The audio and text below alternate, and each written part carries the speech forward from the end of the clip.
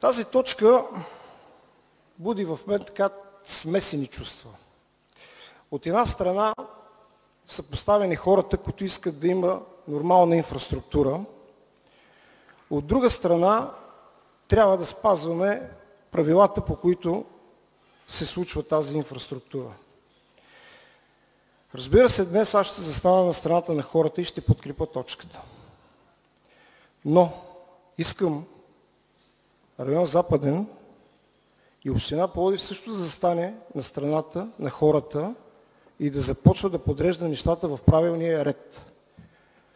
Днес ще направим едно от нещата, което обаче е с най-малки усилия, да именуваме улицата. Имаме предложения, имаме инициативен комитет, предложения, общински съветници гласуват и готово. Имаме име на улицата.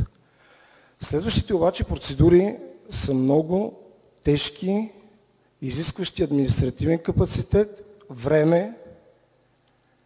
Затова общината и района трябва много сериозно да се хванат, за да може наистина тези хора в близко бъдеще да имат нормална инфраструктура.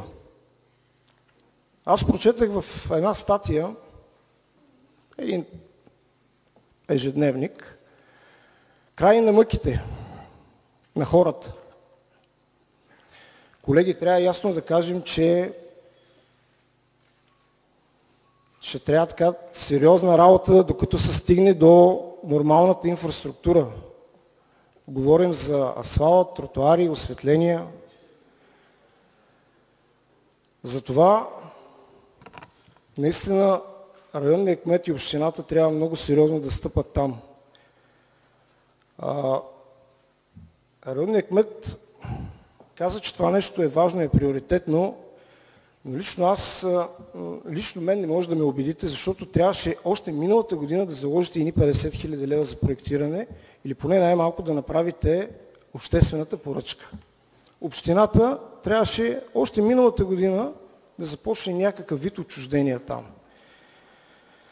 Това забавяне ще донесе още в бъдеще време забавяне за реализацията наистина на самата техническа инфраструктура.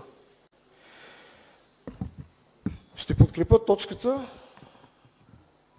Днес ще издадем акта за раждане на неродения Петко и ще чакаме да видим кога ще го заченим и ще го родим. Благодаря ви. Благодаря ви, господин Колев.